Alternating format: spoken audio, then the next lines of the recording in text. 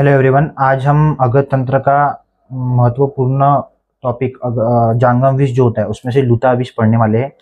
तो उसमें से सर्प विष और स्नेक यही से क्वेश्चन मैक्सिमम बनता है पेपर में, पर वो 10 मार्क का है, बहुत इंपॉर्टेंट है। इसलिए लूता विष, वृश्चिक विष, अलर्क विष ये भी टॉपिक पढ़ना अपने को बहुत जरूरी है।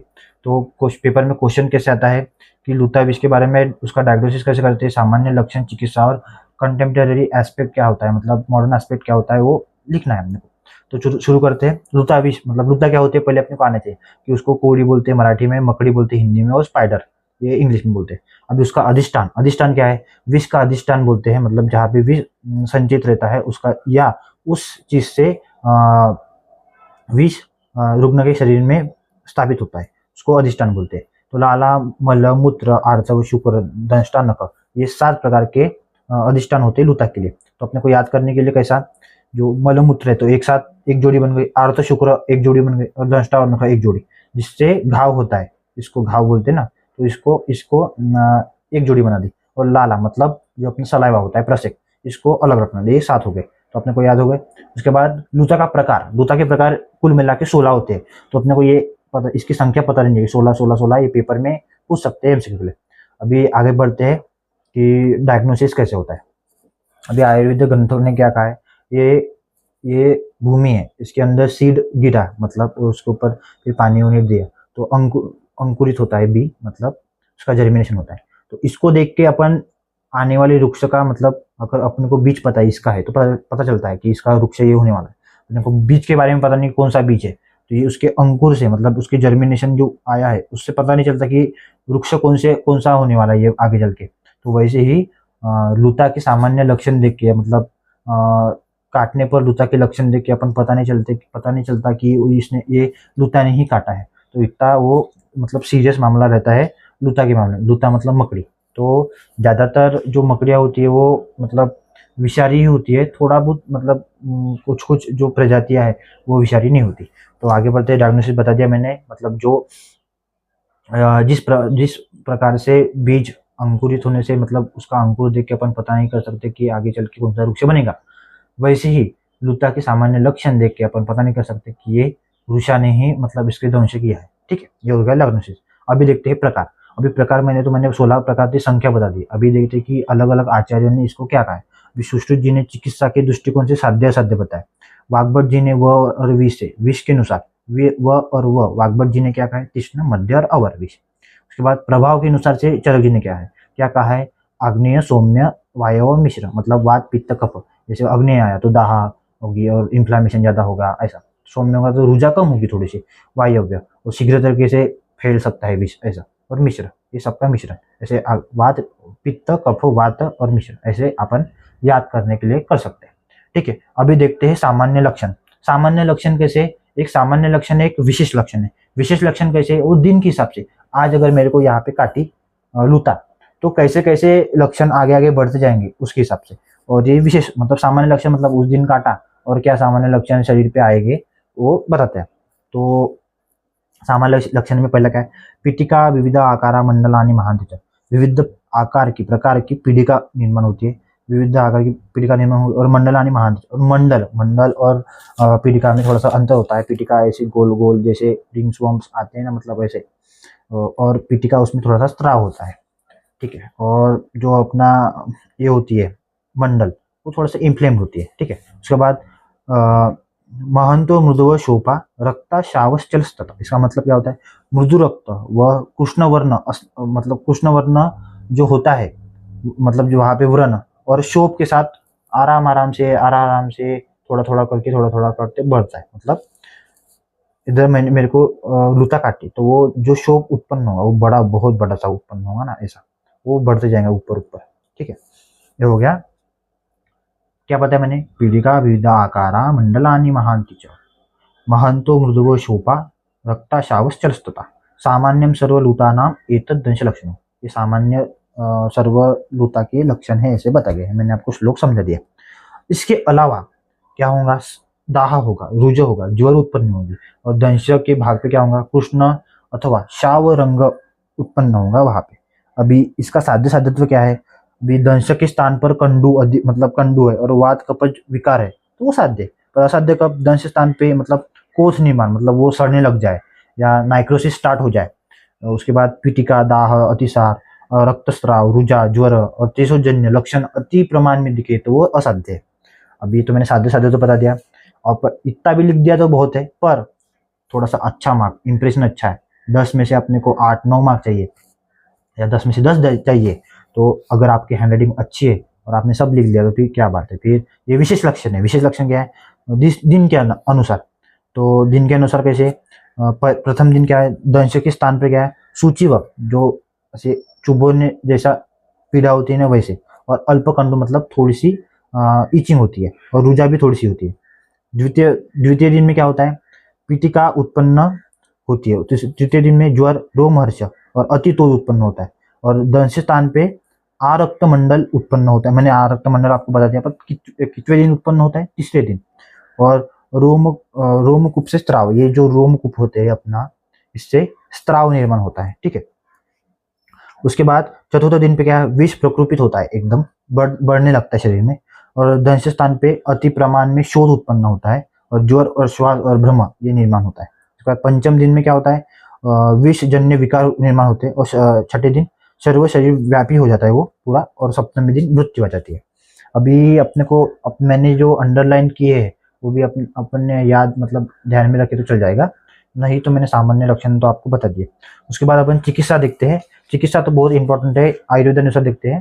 तो नस्य अंजन अभ्यंग अंजनम पानम धूम तथा अवपीडम कवलग्रहम। तो पहले नस्य करना है, मतलब पहले क्या करना है तो दिया है, शीरावेद पहले करना है, तो आगे अगली वाली लाइन में आएगा। नस्य अंजन अभ्यंग पान धूम अवपीड कवलग्रह तथा संशोधनम। ठीक है, तो संशोधन नहीं था। तो नस्य किससे करना है? शीरीष और सर्पीमंड। तो शीरीष क्या है? विषग्न है द्रव्य, ये अपने को पता रहना चाहिए। उसके बाद अंजन क्या है? तुलसी, मंजरी और अजमुद्र लेना है और लगाना है, ऐसा नहीं है, उसका अंजन बनाना है उसके बाद लगाना है। ये मैंने बस द्रव्य लिखे हैं। अभ्यंग कैसे? हरिद्रा, कुष्ठ, मंजिष्ठा, सारिवा इत्यादि तेल से, सिद्ध तेल से अभ्यंग करना है, नहीं तो घिसोगे, ऐसा नहीं।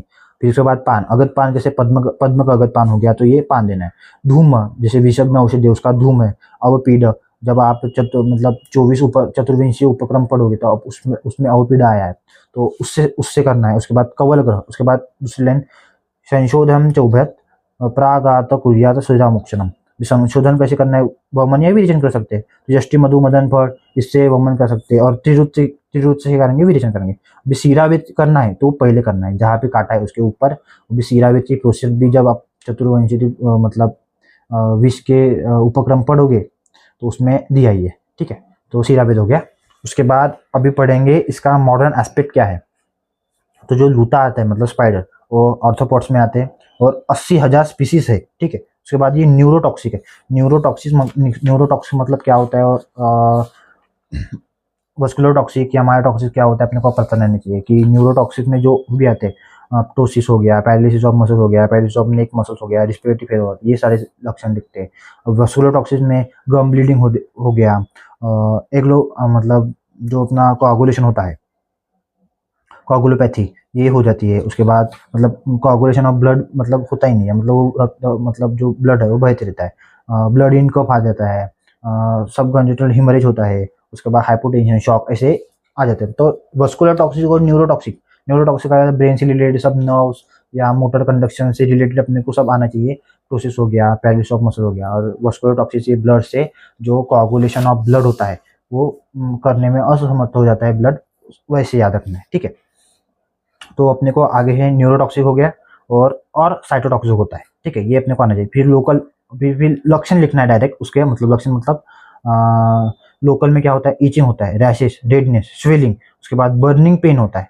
फिर उसके बाद नेक्रोसिस, ये बहुत इंपॉर्टेंट है, मैंने जो अंडरलाइन किया है ना वो बहुत इंपॉर्टेंट है, क्योंकि वो उसका प्रत्यात्म लक्षण ऐसे मान सकते हैं, पर लिखना नहीं है। कि मैडम पूछती है मेरे को लूता के बारे में शब्द बताओगे, ये रैशेस होते हैं, ईचिंग होती है, ये शब्द नहीं बताते, पर स्पेसिफिकली क्या होता है? नाइक्रोसिस होता है, सड़ने लगता है, अल्सर फॉर्मेशन विद ब्राउन मतलब री इनक्लोज होता है उसमें, मतलब ऐसे ब्राउनिश कलर का पैचेस फॉर्म हो जाते हैं। वो अपने को मैडम को बताना है, वाइवा में हो गया, पेपर में लिखना है, तो अपने को अच्छा इंप्रेशन पड़ता है, ये पर्टिकुलर उसके लिए। उसके बाद ये हो गया लोकल। सिस्टमेटिक क्या होता है? तो nausea, vomiting, sweating, anxiety, high BP, difficulty in breathing. उसके बाद headache, muscle pain, swelling in lymphoid gland, तो ये अपने को आना चाहिए। तो और मैंने आपको ये बताया ना कि न्यूरोटॉक्सिक होता है, तो आप paralysis of muscle, paralysis of neck muscle, ये भी लिख सकते हैं। तो उससे ही रिस्पिरेटरी मसल में फेलियर आने के कारण ही क्या बोलते हैं, एंजाइटी, डिफिकल्टी इन ब्रीदिंग, ऐसे प्रॉब्लम होते हैं। तो अभी आगे चलते हैं अपन ट्रीटमेंट के वक्त में, ट्रीटमेंट में क्या करना है, तो अपन देखते हैं ट्रीटमेंट में क्या करना है अपने को। कि इधर लिखा कि ऑल स्पाइडर मतलब वेनमस नहीं, मतलब ऑल स्पाइडर ही वेनमस होते हैं, तो कुछ कुछ नहीं होते। तो इसमें क्या करना है, clean the bite with mild soap and water, उसके बाद अप्लाई आइस पैक, फिर एनाल्जेसिक देना है पेन करने के लिए, और एंटी हिस्टामिन देना है एलर्जी के लिए, उसके बाद एंटीबायोटिक देना है टू मतलब नेक्रोटिक लीजन के लिए, मतलब नेक्रोसिस होता है ना, उसके लिए एंटीबायोटिक देना है प्रिवेंट इन्फेक्शन के लिए। और डेप्जॉन, कुछ याद ना आ जाए बस ट्रीटमेंट आपने एक लाइन भी लिख देना, dapsone is a drug of choice, आपको बहुत अच्छे मार्क मिलेंगे। और देना कब कैसे है, 100 mg देना, 100 mg देना है, 2 बार देना है, उसके बाद 7 से 14 दिन तक ये कंटिन्यू रखना है। तो उसके बाद अगर एंटीवेनिन भी दे सकते हैं अगर सीवियर, अगर बहुत ज़्यादा इनवेनमस रहा तो वो, और सपोर्टिव थेरेपी तो दे सकते हैं। और अपने को तो पता ही है जो ABC होता है, जो एयरवे, ब्रीथिंग, सर्कुलेशन, और जो होता है पूरा ABC, तो अपने को तो वो तो प्रोटोकॉल लिखना है ये, उसके बाद ये सब लिखना है। वो तो मतलब आपको पता होने चाहिए, अगर आप पढ़ोगे मतलब अगर तंत्र में हो तो ट्रीटमेंट तो अपन सब लिखते हैं कि ABC लिखना है, गैस्ट्रिक लवाज देना है, ऐसा वैसा तो सब लिखते हैं। गैस्ट्रिक लवाज जिसमें नहीं देंगे भाई ना, तो इसमें दोगे, तो वो तो प्रोटोकॉल है, वो तो सबको मतलब वो कॉमन है। पर एक्स्ट्रा क्या लिखना है मैंने आपको बता दिया, सब बताने चलूंगा तो अपना ये कंप्लीट नहीं होगा। तो अभी ये डेप्सॉन एक्ट कैसे करता है वो मैं आपको लास्ट में बताते चलूंगा, अगर वीडियो बंद हो गई तो आप देख लेना क्योंकि स्टोरेज नहीं है मेरे पास। तो डेप्सॉन है वो सरपन होता है, वो structurally similar to para amino benzoic acid के तरह होता है, मतलब PAB के तरह।